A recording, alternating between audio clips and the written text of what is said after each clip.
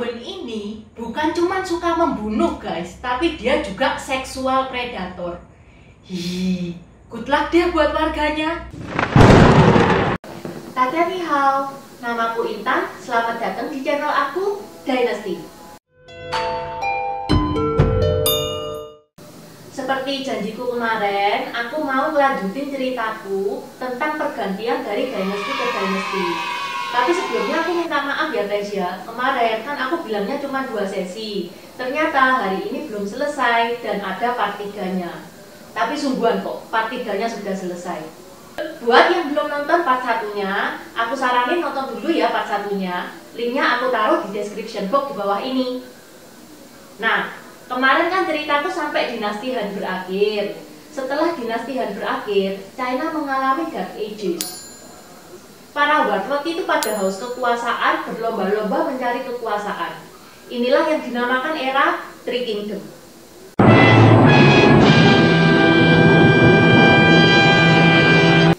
Era Three Kingdom ini terjadi di tahun 220 sampai 280. Mungkin beberapa dari kalian familiar ya dengan era Three Kingdom ini. Soalnya perang dari Three Kingdom ini terkenal di seluruh dunia. Novelnya Sangkok Yuedi itu diterjemahkan dalam berbagai bahasa. Kalau bahasa Indonesianya Kisah Tiga Negara, bahasa Inggrisnya Romance of Three Kingdom. Ini yang aku punya ini Sangkok judulnya. Aku punya 4 seri dan ini semua ceritanya cerita Three Kingdom semua. Tebel-tebel ini guys. Bukan cuma novelnya aja, serial dramanya itu juga sudah di-remake bolak-balik. Yang aku lihat itu serial drama tahun 2010 guys, 95 episode.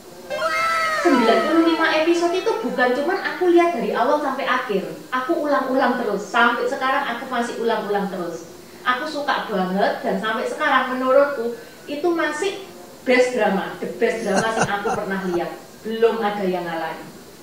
Meskipun judulnya Romance of Three Kingdom, romance-nya itu wicked banget. Jadi jangan dibayangkan kayak serial drama yang kisah cintanya putus nyambung, putus nyambung, putus nyambung. Terus yang cewek kerjaannya nangis mulu, makan nangis, tidur nangis, kerja nangis, sekolah nangis. How could this happen to me? Terus yang cowok mabuk-mabukan sambil terngiang-ngiang sama ceweknya. Sampai rumah, lihat piring, lihat gelas, tamat riwayatnya. Dia mah sultan, uangnya kececeran, piring pecah tinggal beli lagi. Intan mah cuma rakyat jelata. Uang kalau buat beli piring, sayang guys. Biasanya Intan piring cari yang gratisan. Beli deterjen, gratis piring cantik. Tokoh Three Kingdom ini fenomenal banget ya guys ya. Sampai sekarang masih banyak yang memuja tokoh itu. Salah satu kelenteng di Tuban itu punya patungnya Guan Yu itu gede banget. Buat yang belum tahu, Guan Yu itu salah satu tokoh Three Kingdom. Yang itu, yang pernah ditutup pakai kain putih itu. Oke guys, inilah awal terbentuknya Three Kingdom. Ini guys, tulisan bold hitam ini nama-nama warlord yang saling berebut kekuasaan pada saat itu. Para warlord ini memiliki misi memperlebar kekuasaan sebesar-besarnya. Maka itu di era ini perang terjadi terus. Kadang para warlord memperbesar kekuasaannya dengan cara berunding. Ada pula yang menyerah tanpa syarat. Tapi kebanyakan guys, mereka rebutan dengan cara perang. Bisa dibayangkan ya guys, keotiknya situasi pada saat ini. Nah, dari sekian banyak warlord, ada 3 warlord yang menonjol. Yaitu Zhao Zhao yang kalian lihat warna merah, Sun Quan yang kalian lihat warna kuning, dan Liu Bei yang kalian lihat warna hijau muda. 3 warlord ini semakin kuat dan semakin kuat. Inilah yang dinamakan era Three Kingdom. Penerus Zhao Zhao, yaitu Zhao Bi, mendirikan negara Wei. Liu Bei mendirikan negara Shu. Dan Sun Quan mendirikan negara Wu. Era ini nih guys yang sering dibicarakan dunia. Entar kedepannya aku bakal buat video era Three Kingdom ini banyak banget. Pada tahun 265, Sima Yan yang loyal sama negara Wei akhirnya memberontak guys. Dan dia memaksa Kaisar Wei saat itu yang bernama Zhao Han untuk turun tahta. Berakhirlah negara Wei, Sima Yan membentuk negara baru yaitu dinasti Jin, dan dia mendeklarasikan dirinya sendiri menjadi kaisar.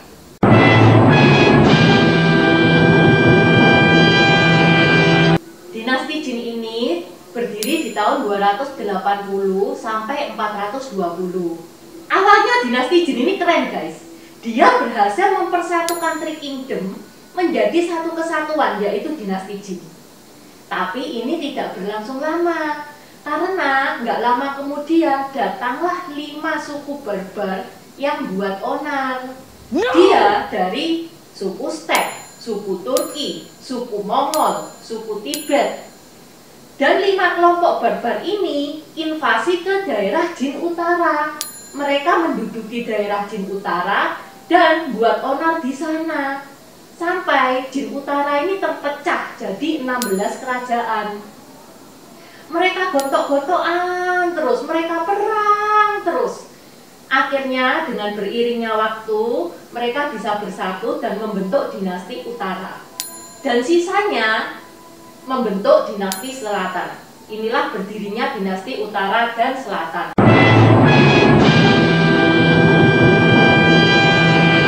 Dinasti Utara dan Selatan ini berdiri di tahun 420 sampai 502. Dinasti Utara dan Selatan ini bukan dinasti yang kokoh ya guys ya. Dia perang terus. Sampai pada tahun 581 ada tokoh yang bernama Yang Jian. Dia berhasil mempersatukan dinasti Utara dan Selatan menjadi satu dinasti, yaitu dinasti Sui.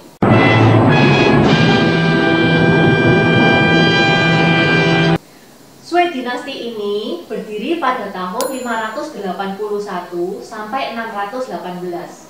Yang Jian adalah kaisar pertama dinasti Sui. Dia disebut juga Kaisar Wen. Awalnya tidak ada masalah sih, rakyat ya aman-aman aja, tentram, adem ayem. Sampai pada tahun 604 Kaisar Wen meninggal. Anaknya Kaisar Yang naik tahta. Ada konspirasi yang mengatakan bahwa Kaisar Wen ini dibunuh oleh anaknya sendiri ya, yaitu Kaisar Yang itu. Soalnya setelah Kaisar Wen meninggal, 2 istri dari Kaisar Wen diambil. Nah, di kepemimpinan Kaisar Yang ini, rakyat ini tidak suka guys, rakyat menderita. Dia orangnya tirani. Karena rakyat tidak suka, terjadilah pemberontakan. Rakyat ini, tim pemberontak ini semakin kuat, semakin kuat, semakin kuat, dan dinasti Sui semakin melemah. Saat dinasti Sui melemah, jenderal yang semestinya melindungi kaisar malah membunuh Kaisar Yang, dan berakhirlah dinasti Sui. Karena dinasti Sui berakhir, kursi pemerintahan kosong. Nah, ini mengundang para warlord untuk berebut kekuasaan lagi. Warlord yang berebut kekuasaan saat itu adalah Li Gui, Dou Jiande, Wang Xizhong, Sui Rengu, dan pemenangnya adalah Li Yuan. Li Yuan ini bisa menang karena backingnya itu 5 jenderal macan. Untuk kedepannya aku bakal buat video yang menceritakan 5 jenderal macan itu siapa dan kenapa kok dijuluki 5 jenderal macan. Li Yuan akhirnya mendirikan dinasti yaitu dinasti Tang.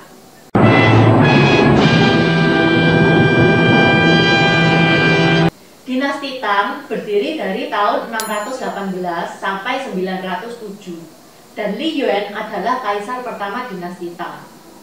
Saat pemerintahan dinasti Tang, rakyat itu bahagia, makmur, sejahtera, kaya raya. Sehingga inilah yang dinamakan Golden Age keduanya Cina. Ayo ingat, yang satu siapa? Ayo, yang satu dinasti Han. Makanya karena rakyat bahagia, dinasti Tang ini memerintah cukup lama guys, hampir 300 tahun. Dinasti Tang ini hancur karena tahun 907 Panglima perangnya melakukan kudeta. Orang itu namanya Chu Wen. Kaisar dinasti Tang pada waktu itu yaitu Kaisar Cao Chong, dia bunuh. Dan anaknya Kaisar Cao Chong dia angkat jadi kaisar. Dia jadikan kaisar bonekanya. Mungkin dia terinspirasi Dongcuo ini guys, suka main kaisar boneka-bonekaan. 3 tahun kemudian, saat dirinya sudah mulai kuat, dia bunuh semua menteri dinasti Tang termasuk Kaisar Ai. Dan hancurlah dinasti Tang. Chu Wen ini mendirikan dinasti yaitu dinasti Liang. Sekilas info ya guys ya. Chu Wen ini bukan cuma suka membunuh, tapi dia juga seksual predator. Good luck dia buat warganya. Setelah dinasti Tang berakhir, China memasuki zaman 5 dinasti 10 kerajaan. Zaman 5 dinasti 10 kerajaan ini berdiri dari tahun 907 sampai 960. Kenapa kok dinamakan 5 dinasti 10 kerajaan? Karena dalam waktu yang relatif singkat, yaitu 53 tahun, terjadi pergantian dinasti itu 5 kali. Dulu-dulunya kan dinasti untuk umurnya kan sampai ratusan ya. Ini 53 tahun ganti 5 dinasti. Jadi para sejarawan langsung meringkes dinasti 5 dinasti itu jadi 5 dinasti 10 kerajaan. Kita bahas yang dinastinya ya, kita nggak bahas kerajaannya. 5 dinasti itu adalah 1. Dinasti Liang akhir, 2. Dinasti Tang akhir, 3. Dinasti Jin akhir, 4. Dinasti Han akhir, dan 5. Dinasti Chao akhir. Loh Cek Intan, kenapa kok di belakangnya ada tulisan akhir? Karena sebelumnya udah ada dinasti dengan nama ini. Loh Cek Intan, dinasti Liang kan belum, baru sekali ini yang didirikan Chu Wen. Enggak guys, masih ingat ceritaku Warring State Period? Warring State Period kan terdiri dari beberapa negara. Salah satunya ada, dinasti Liang itu ada. Oke guys, sekarang kita bahas satu persatu ya, 5 dinasti ini kayak gimana. Yang pertama, dinasti Liang akhir. Dinasti Liang akhir itu berdiri dari tahun 907 sampai 923. Chu Wen adalah kaisar pertama dinasti Liang akhir.